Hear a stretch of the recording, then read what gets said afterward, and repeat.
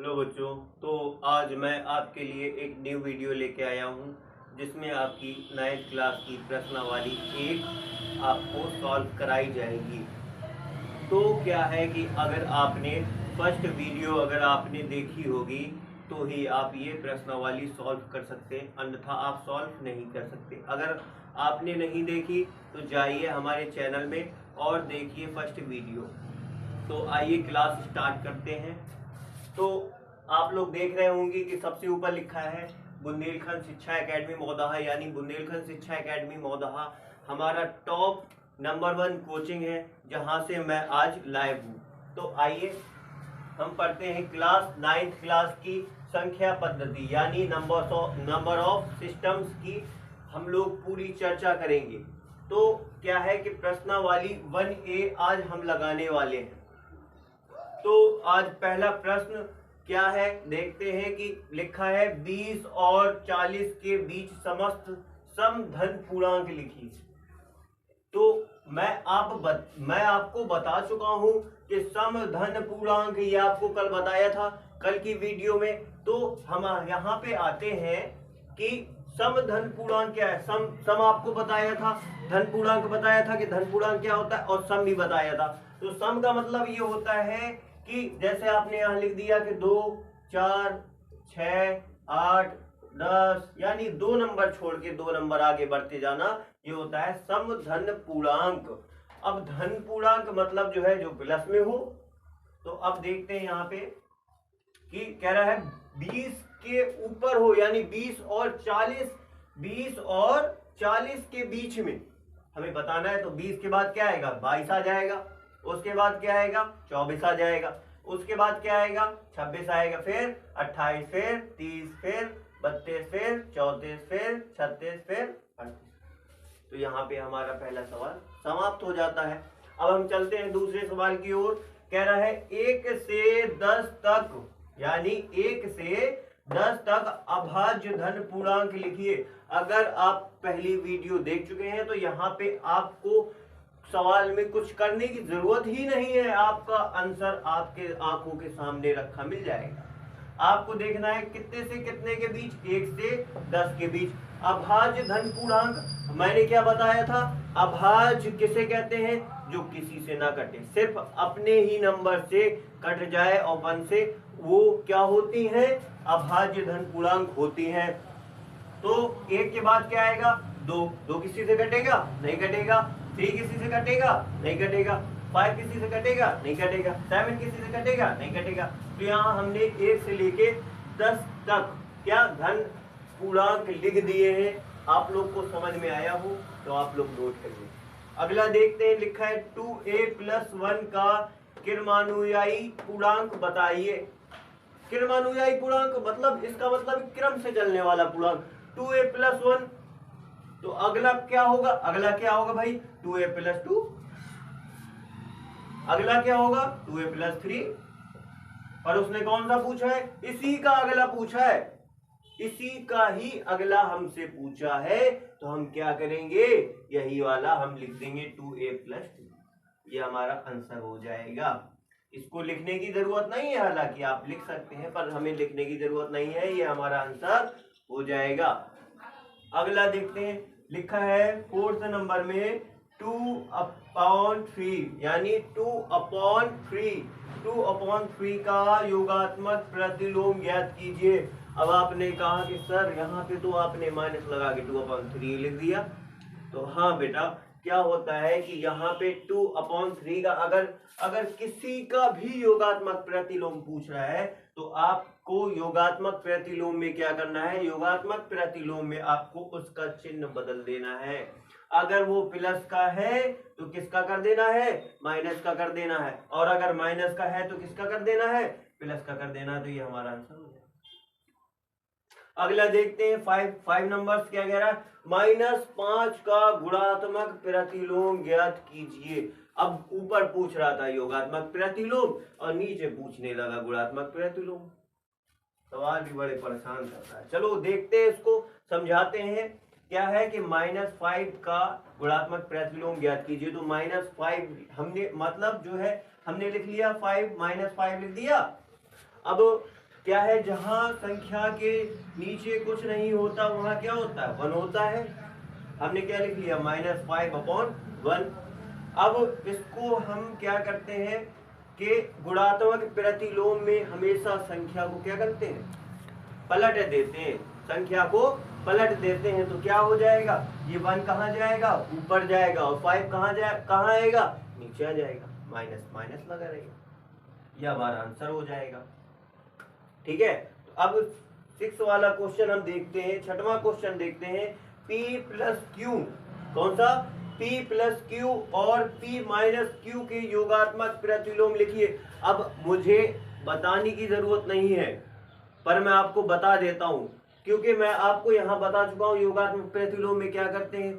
आपको यहां क्या करना है, P प्लस क्यू का योगात्मक प्रतिलोम लिखिए। तो हमने यहाँ पे क्या किया, P प्लस क्यू का योगात्मक प्रतिलोम बराबर माइनस लगा दिया, सिर्फ आगे क्या लगा दिया, माइनस लगा दिया। क्यों, क्योंकि काहे का था, वो प्लस का था, हमने किसका लगा दिया, माइनस का लगा दिया, किसका लगा दिया, माइनस का लगा दिया। अगला देखते हैं, P माइनस क्यू का योगात्मक प्रतिलोम, हमने क्या लगा दिया, आगे माइनस लगा दिया। क्या था, कुछ नहीं था भाई, प्लस था, हमने लगा दिया माइनस, तो उसमें क्या कर दिया, हमने चिन्ह बदल दिए। योगात्मक प्रतिलोम में हम क्या करते हैं, चिन्ह बदल देते हैं। चलिए अगले सवाल की ओर रुख करते हैं।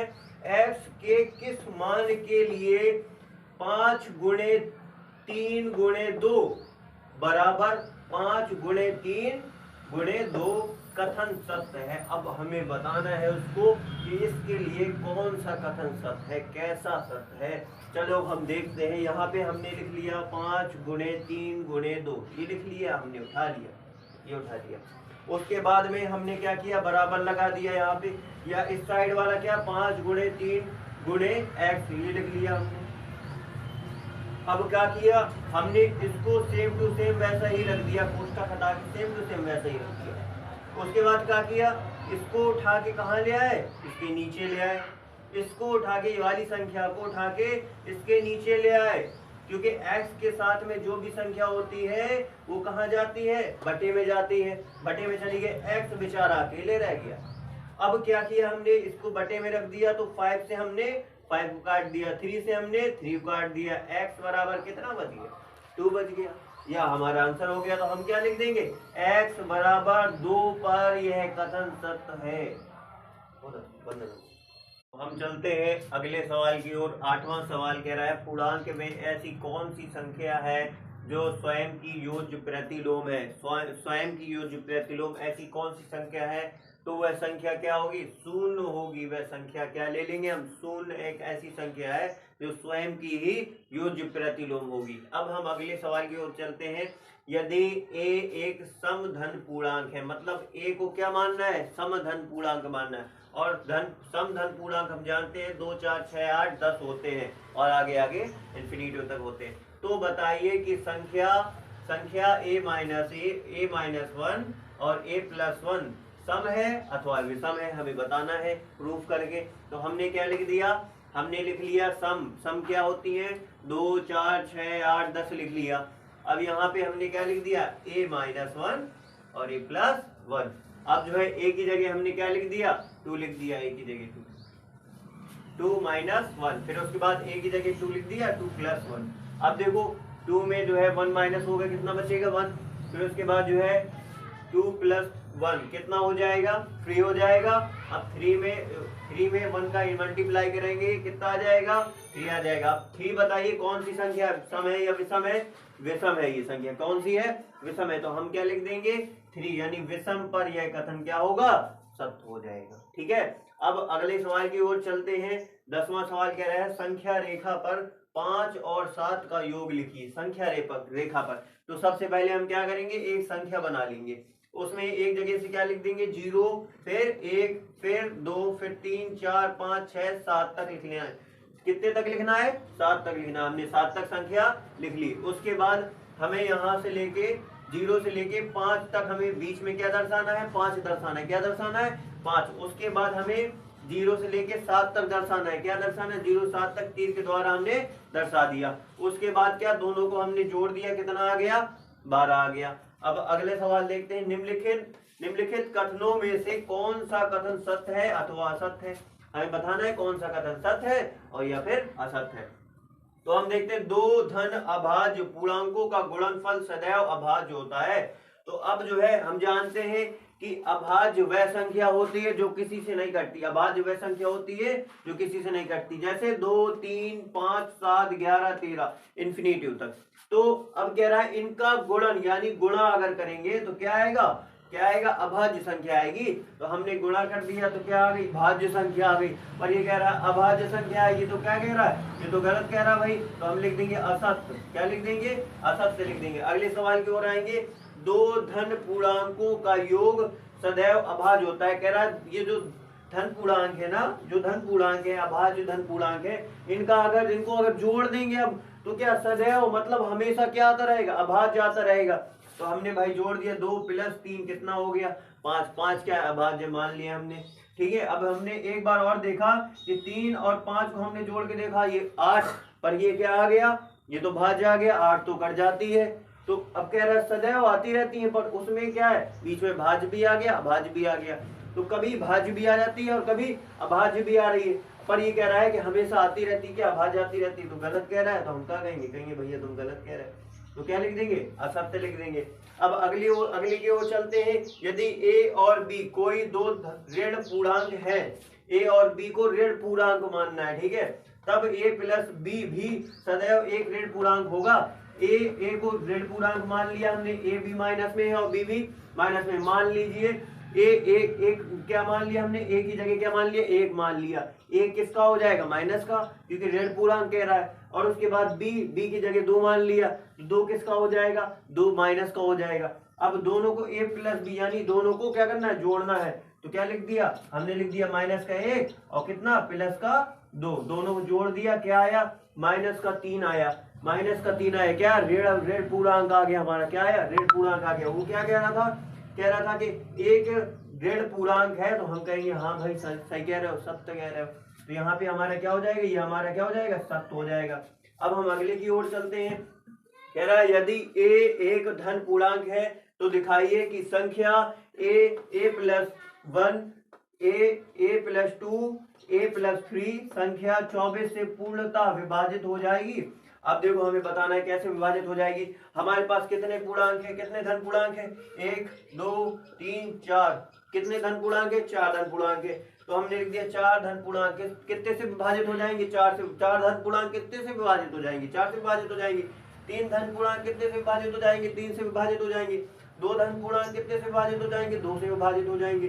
तो हमने कहा कि अतः संख्या बराबर 4 × 3 × 2 बराबर 4, 4 × 12 दूना 24 कितना हो जाएगा, पूर्णतः विभाजित होगी। तो हम अगले सवाल की ओर चलते हैं। अगला 13वां सवाल हमारा है, यदि a एक समधन पूर्णांक है, a कौन सा है, समधन पूर्णांक। a को हमने क्या माना, समधन पूर्णांक। समधन पूर्णांक 2, 4, 6, 8 डैश डैश डैश, ठीक है। आगे उसके बाद कह रहा है b एक विषमधन पूर्णांक है, हमने b को क्या मान लिया, विषमधन पूर्णांक मान लिया, विषमधन पूर्णांक, ठीक है। 1, 3, 5, 7, 9 मान लिया। उसके बाद हमारा क्या अगला कह रहा है, तो बताइए कि निम्नलिखित संख्याओं में से कौन सी संख्या सम होगी। इनमें से बताना है a² b² a + b a × b a + 1, ठीक है, b + 1, ठीक है। तो ये हमें बताना है कौन सी सम है कौन सी विषम है। तो हमने जो है क्या a² ले लिया। a² क्या है, a² हमारा सम है, सम को ले लिया, क्या 2 का स्क्वायर। 2 का स्क्वायर क्या हो गया, 4। 4 क्या होता है, सम होता है, विषम होता है, सम होता है ना। तो हमने लिख दिया क्या होती है, सम होती है, ठीक है।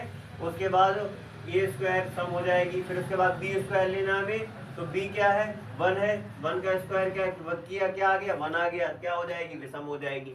अब जो है a + 1 की क्या है, a + b, ठीक है, बराबर। तो a की जगह क्या ले लिया हमने, 2 ले लिया, b की जगह क्या ले लिया, 3 ले लिया।